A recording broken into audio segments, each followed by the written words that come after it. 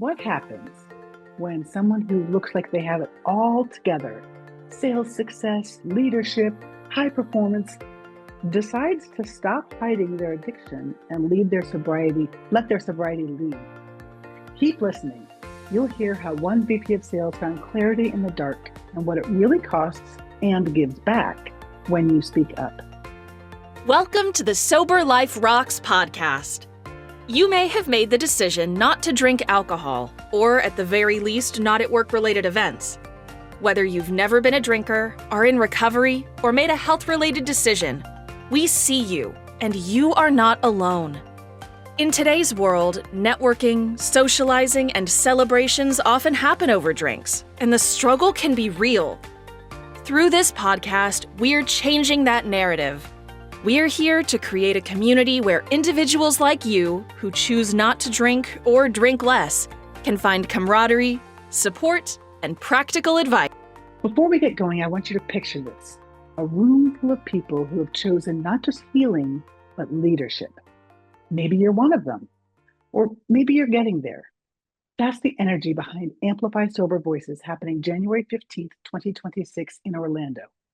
Speakers, creators, coaches, writers, people using their story as their power, not their shame.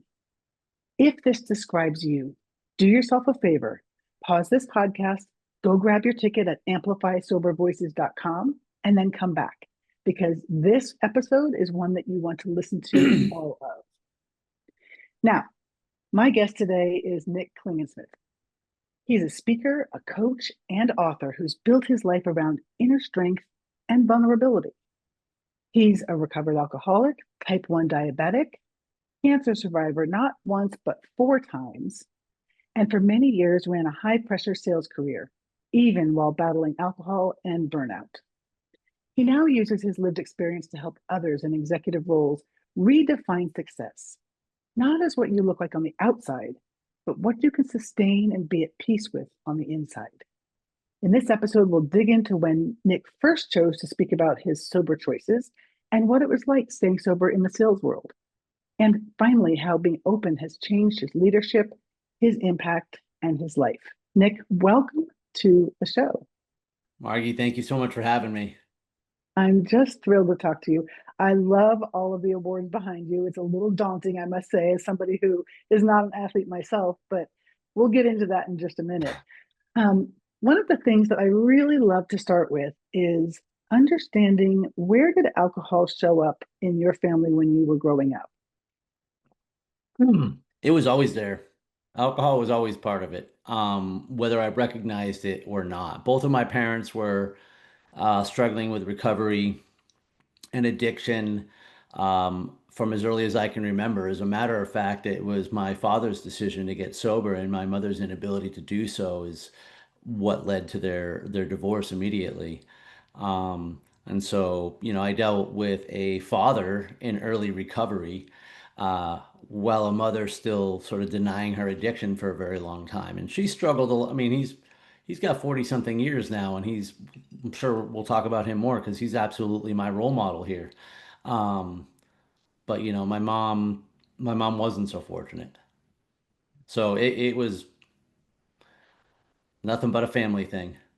Well, that must have been a little bit confusing then, as you kind of moved into your teenage years, about like a head full of one thing and a vision full of another thing, and then just the normal social stuff that happens as teenagers. So how did that look like for you? I talk about this in one of my talks. For a long time, I embraced the victim mentality of being a child of neglect, of having, parents of addiction. And for a long time, it served me well because it did make me tougher. It did make me gritty. It did make me independent and be able to do things and survive. And at that point, I think that's who I sort of felt like. I felt like I was this gritty person who was making it through this other stuff. And I had my own relationship with alcohol. I liked to drink it. Um, and I had no illusions that I would one day find myself on the other side of the table. Even for my first drink, there was no question whether or not I was also an alcoholic or not. It was almost like I decided it would just be a matter of time. So interesting. My kids were oh, like middle school and early high school when I got sober. And, my youngest especially went to a lot of AA meetings with me. And so they kind of saw and heard all the stories about the cautionary stories about what happens. And I think both of them were really struggling to navigate that, to be normal teenagers and quote unquote drink normally while at the same time having that head full of AA of like, maybe this is not good, maybe it is good. Like it was just, they describe it now as being really confusing for them. Well, you bring up an interesting point now as you talked about the stories of AA. The stories weren't my stories when I was young. Mm. And even on my worst days, my stories weren't the stories I heard. And that's, I mean, that's one of the things I know that keeps many people out, think because there's always a comparison of somebody who's doing so much worse that you don't recognize your behavior. But here's what I did recognize. And it's funny because it took me 40, 30 years to recognize some of the things behind the things now, right?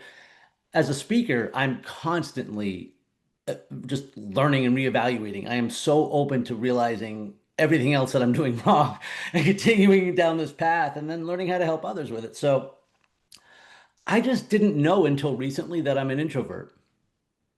I had no Oh, idea the interesting. social anxiety that I felt my entire life, especially through a sales career. It is, and I leaned into alcohol because it was a superpower back then. It was well, it was I was the wildly functional alcoholic for a very long time. I wasn't the person who had two drinks and couldn't handle themselves in a social situation. I'm the person who could keep on going and going and going. And so I found myself all of a sudden no longer feeling so awkward, no longer feeling so on the outside. And yeah, I mean, that is something I embraced and leaned into as a long time. And, I never saw my dad drunk, and I never actually saw my mom use, but so I think my relationship with alcohol from early on wasn't about their abuse or recovery. It was romanticized. Interesting. I wasn't Well, I negatively love, influenced by it. I had something that I could do different and better than the other yeah, kids. yeah, that's so cool.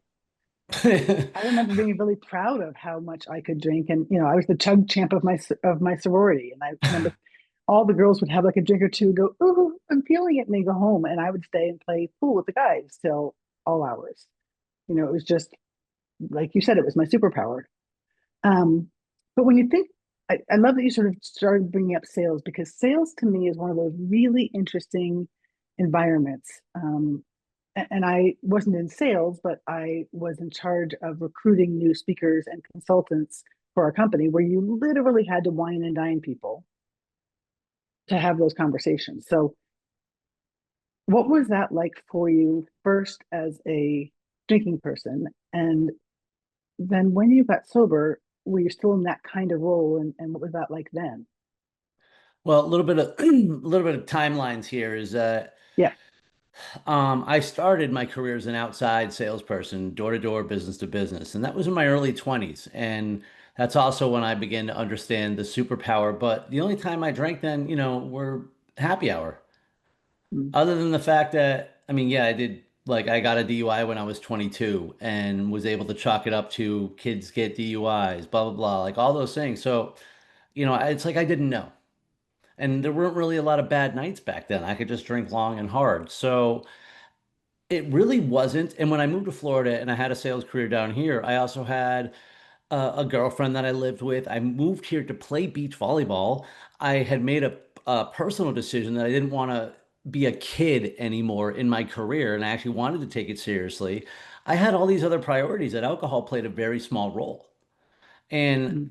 I realized it wasn't sales and it wasn't the pressure of sales, it was leadership.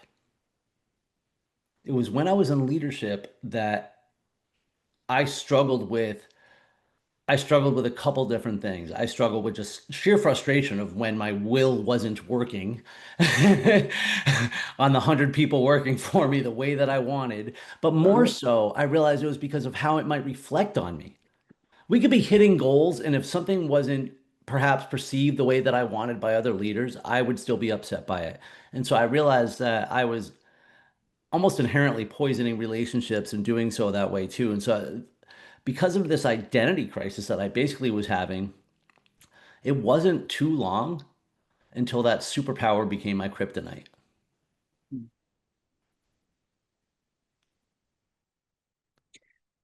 And so, was there a moment? Was there a crash and burn moment, or was there a decision that went behind you finally deciding enough is enough?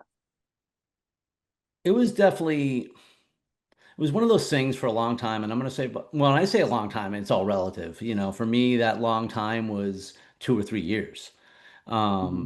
not 30. Like I'm not saying that like only times I drank alcoholically. It's just I was definitely no longer in charge during that time frame.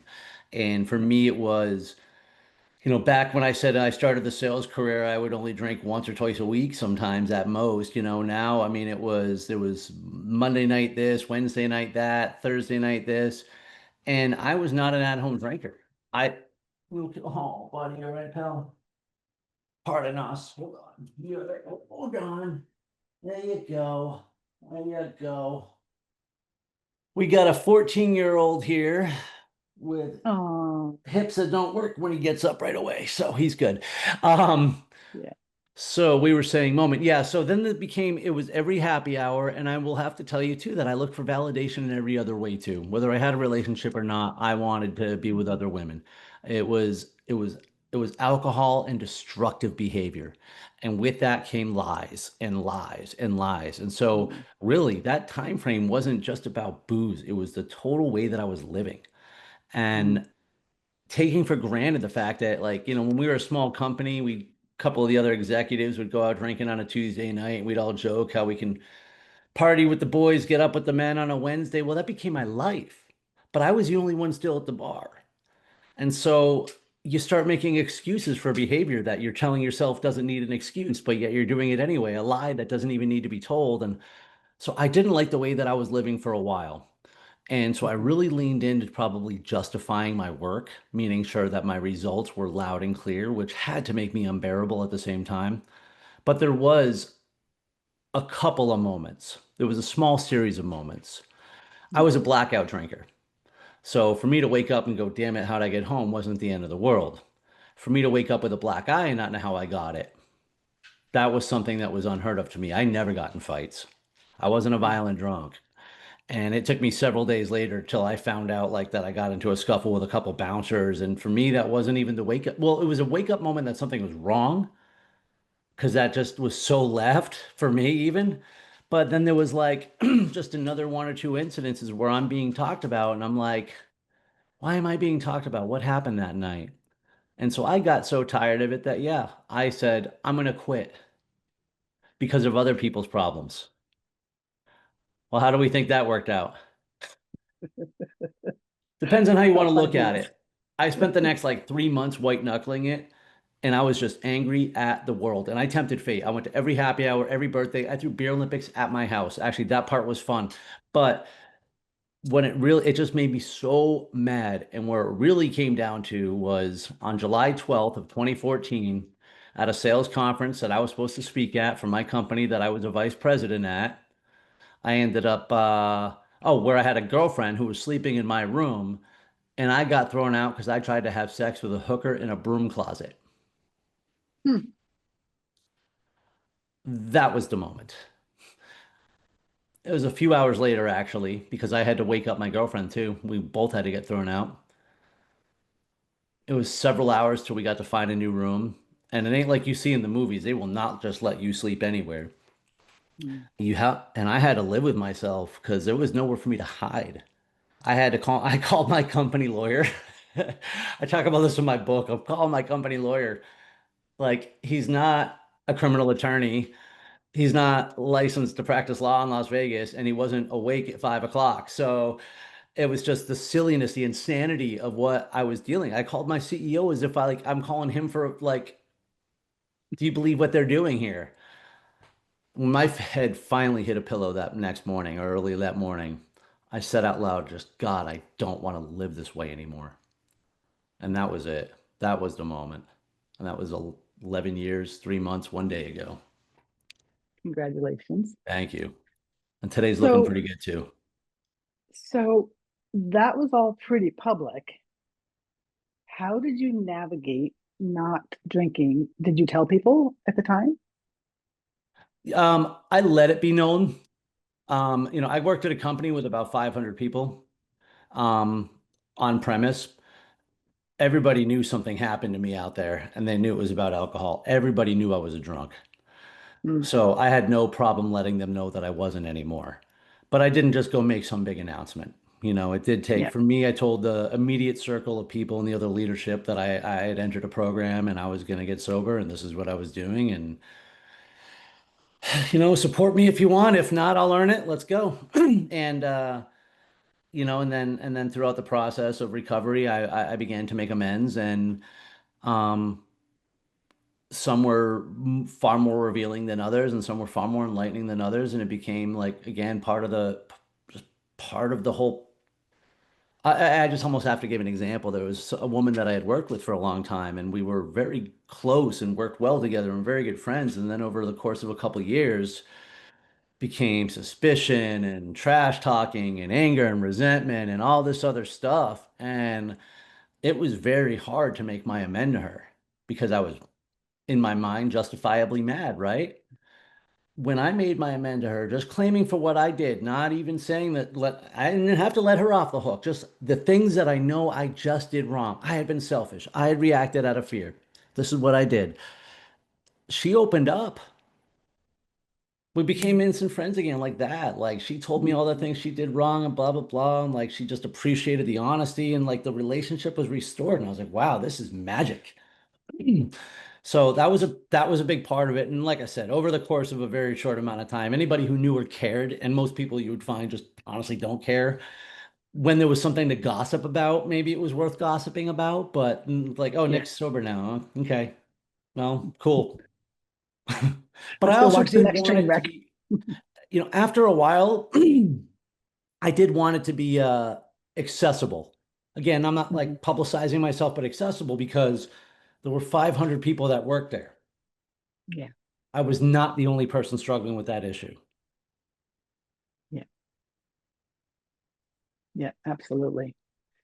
And I think that that's a really big thing that anybody listening can do is if you do work at a company and you're willing to, make it accessible, make it known, not have to have a big broadcast, but you'll be amazed by the conversations about people who will come up to you and say, I think I'm in trouble. People will definitely come out and seek for direction, and those are interesting conversations, and they make you feel good about yourself and at least useful. At the same Yeah. time, it's different because it is funny. There are people who, when you get well, will never look at you differently, and that's the way it's going to be. But there are people Hmm. who will instantly look at you differently. It's seriously like somebody just turned the sun and turned it on you a little bit, and you're like, wow. And it's just this crazy self-renewing energy source. And so you got to lean Yeah. into that, and you can't, I don't know. I'm very careful about how I would prescribe someone else to do something. But for me, it was a self-renewing energy source. Mm. I don't know what Beautiful. tomorrow's going to bring. I make no claims about the future, but I do think that's something that has helped me to not only stay sober, but to continue my recovery journey and to embrace a sober life because of the positive vibes I get about it, the way it makes me feel, and the way I get to interact with other people. And, it's funny because the only time I'm ever conscious or like self-conscious about telling the hooker story is because of who the audience might be. It's not, I have no skeletons anymore. Yeah. Yeah, absolutely. That's amazing. So, Nick, you were like 2 years sober, super successful in your job, in a good relationship, just after beating cancer, and yet you said that you still felt stuck. Can you describe what it was like being in a place of having it all together on paper, but not at peace inside? And what finally pushed you to say, all right, I need to be open about all of this? Well, there's two things there. The first one was I didn't know. Um, you know, we get it in our head sometimes, I think, that when you climb the mountain, that you're like, okay, yay, I'm there. And then all of a sudden it's like, wait, what do you mean I have to keep climbing? No, I'm not. No, and we get resentful, we get blame, and all the other things seep back in. Well, I was at this place where I was on top of the world, and I didn't realize I was stuck. I didn't realize that I was holding myself back from doing more. I knew I almost felt bored, but didn't know what to do about it. It's just I was living a very good life. Everything was on fire. And so when my boss had challenged, except for one thing, say one thing, the only thing that I hadn't really taken back was my physical activity. Because I had gotten to a point where I weighed about 240 pounds, and uh, for reference, I weigh about a buck 80, buck 85 right now, and I lost all that weight before I even became an endurance athlete. So I was like in a healthy place, but I wasn't into fitness again. And when I moved to Florida, I was a competitive beach volleyball player, and now I did nothing. And so I kind of wanted to just play volleyball again, but it's not a fun sport to play when you're not good at it. So I wanted to get back in shape. And so when my boss challenged me to do this race, I was like, no, I don't want to be that uncomfortable. That sounds miserable. Like a Spartan race, get in the mud, and I have to wake up early every day and run. Like, no way. I don't want to be that uncomfortable. And that's when I kind of thought about it that night that I'm like, I just want to play ball. And I realized I was uncomfortable. I was literally uncomfortable in my own skin, my own clothes. And it's because I knew there was another mountain to climb, another thing ahead of me. And so I was like, you know what? I didn't know I was changing my life. I just said, if I do this for like 8 or 9 weeks of training, I'll be in such good shape to start playing volleyball again because it's all total body, mobility, everything. So that was the plan. I just wanted to start playing ball again. What I didn't know is that when I jumped the fire, the end of the obstacle course race, it was going to defy all the limiting beliefs that I had about myself, physically, mentally, spiritually, everything. It was like I came through that fire with a complete blank space slate on life now, and I wanted more, and so I ended up just pursuing that. But it wasn't really for about, now let me rephrase. I started sharing about my journey while on my journey, but I didn't know if anybody was listening. A lot of it was what I call Facebook therapy, I just write stuff. Mhm. Um, it was just like me against whatever. It was just how I worked it out. And I was on this journey that I didn't really know what it was at the time. But it was in late 2018 when I started actually writing one of my journaling from a race that I had done. But I realized I didn't journal the race. I wrote a chapter about the race. And I just started writing about this ultra, my first ultra, what it was going to be like. Before the race, I started journaling about it when being in the start corral and what it means to me. And I felt like I was there. And so I'm like, I'm going to write a book because people had been telling me I needed to share the story. And I wrote it for me, but I ultimately shared it because I decided that in that book, there was a message that can help someone else. I don't know how many people, I don't know if anyone else will read it, but I figured, you know what? I can put it out in the world and hopefully the person who needs it finds it. And so your sobriety journey was in there. And I love the idea that maybe somebody can help it, but did you at the same time have some fears about maybe people judging you or losing some credibility or anything of that kind of nature? Well, I think the first chapter of that book opens with that start corral of that race that I talked about. It was updated once I actually did the race. The second chapter opens with the hooker story. Mm. I out myself for the person that I was. And you got to understand my story is sobriety is a big part of it.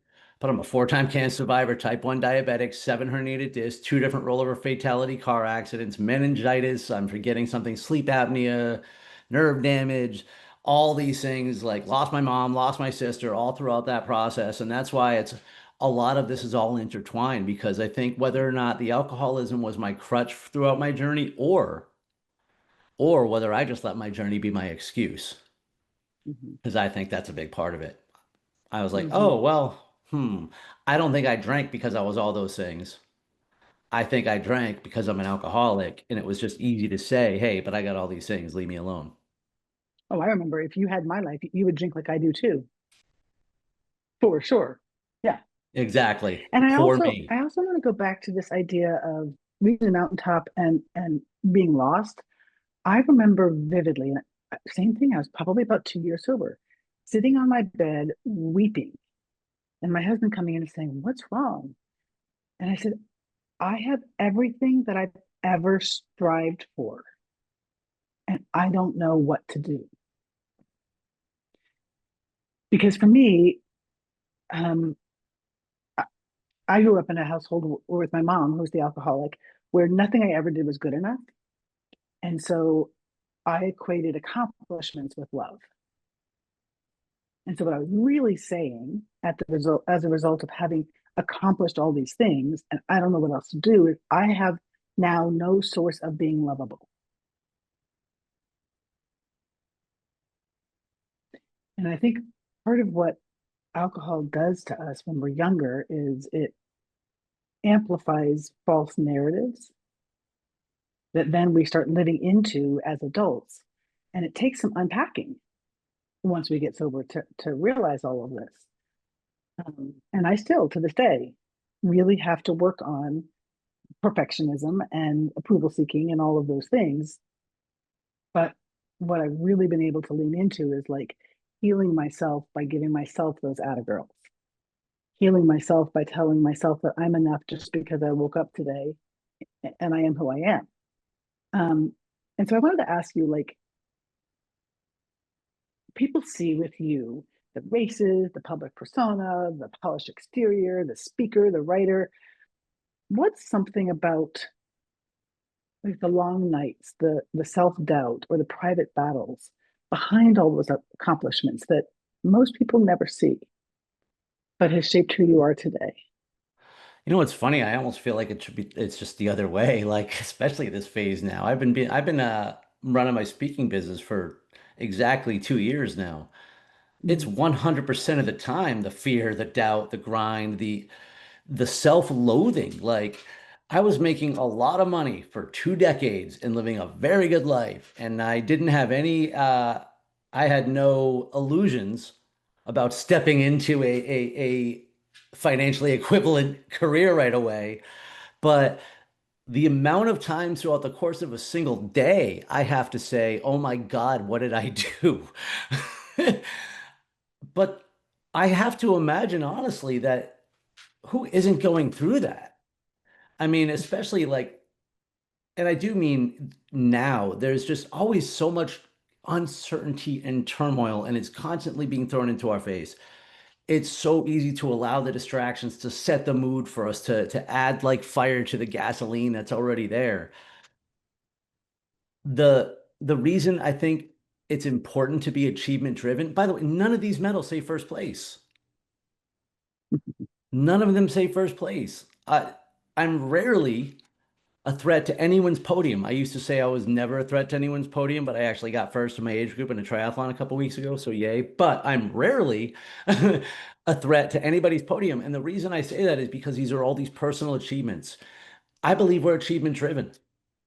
Mhm. Like we are meant to. We left the cave, we went over the hill, continued to explore. So for me, it's about what is the next thing. And it may not always be part of the physical journey, but and that's actually why I was talking about I was talking to somebody earlier today about how my goals, the goals that I typically set for myself, they're just sort of the physical manifestation of my spiritual goals and the things that I want to achieve. You know, and like so if I pick a race. Say something more about that. Well, for example, you know, and I'll just say this, my purpose, I believe my purpose in life and the reason I'm still alive is that I am here to overcome every obstacle and inspire others that they can too. So for me, it's like I run into the fire to take a beating because this is how I'm going to go tell someone else how to do it. And I have to embrace that. Whether way it's just how I made sense of my own life or whether it's a reality, it doesn't matter.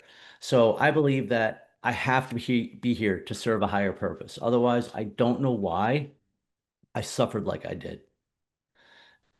So I'm willing to lean into that, especially when I'm continuing to suffer. And so one of the things that I want to do when I have 7 herniated discs, which by the way means you're constantly breaking other parts of your body because you're you're constantly imbalanced or whatever. I'm not trying to get in the local 5K that anybody can walk. I pick the toughest Spartan race and say, I'm going to do this one because I want to show other people that they can too. I am not an elite athlete. If you were looking at my social media channels, I constantly post my bad run times, videos of me failing things because I want to be the guy. I don't want to be the guy that someone's like, oh my God, he's a badass. Well, maybe a little bit, but I want them to say, if he can do it, I can do it too. So some of the other goals that I would have would be, for example, about my diabetes. I have to pick a metric to, but it's about my health. It's Mhm. about my health. It's about, so I have to pick a number that I measure every day and it influences daily decisions. But these all lead up to my number one thing, which is to stay sober one day at a time, 365 days a year. I literally have my, probably can't see it with the virtual thing, my little goal book here. Okay. Yep. I love it. Every day I visit my 5 goals and I check off every single day. Because for me, it's the mental exercise to remind myself that my sobriety comes first above everything else. It Mhm. comes before my job. It comes before my wife. It comes before my dogs, as hard as that is to say. Because without number Mhm. one, it doesn't matter what number All two goes is. away. Yep.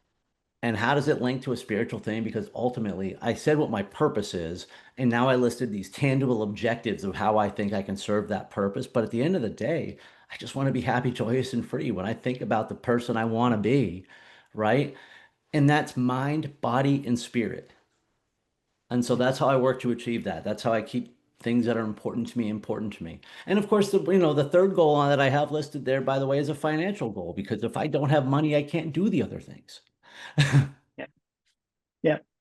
Okay. So, Nick, just kind of wrapping it up for somebody listening who maybe they're quietly sober or, only have told sort of a narrow circle of people, but they're because they're worried about how it might look if they were to go public with it, especially in sales or in leadership, as you did.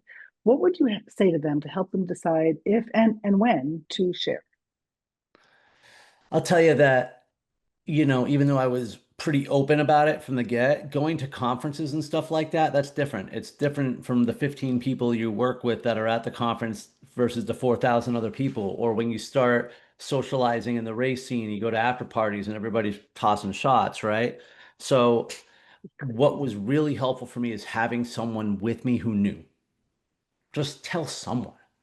Just Mm-hmm. and trust, if and you don't even have to say all the reason, hey, I'm not drinking. Like, but someone to have your back might make you a little more comfortable in that scene.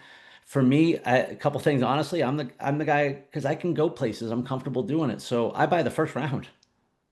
I buy the first round, get myself a Diet Coke and a lime or a water with a lime, and I tip the bartender and I say, mine's non-alcoholic. And that way, by the way, anytime somebody offers me a drink, I already have one in my hand. And that's how I avoid the conversation sometimes. So those are just tricks of the trade or just always telling the bartender mine's non-alcoholic if you're not ready to talk about it. But Yeah. I mean, honestly, these days, I don't think it's, first of all, these days saying I'm not drinking doesn't even equate to you having a drinking problem. People do that for fun, which I don't understand. Right. But like, oh, I'm on a Right. non-drinking challenge. So you can just say I'm not drinking. It's Yeah. really about being comfortable with you, yourself, your decision, and being there. But I will say this, when I say that I can go anywhere, do anything except drink, I can leave.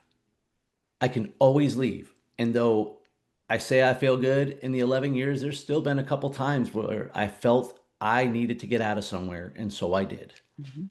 Hmm. Absolutely. And I think what you're saying is really interesting. I call it a sober wingman. And I had a dear friend who she's a drinker, but she was one of the 4 or 5 people in my industry who knew that I didn't drink and why.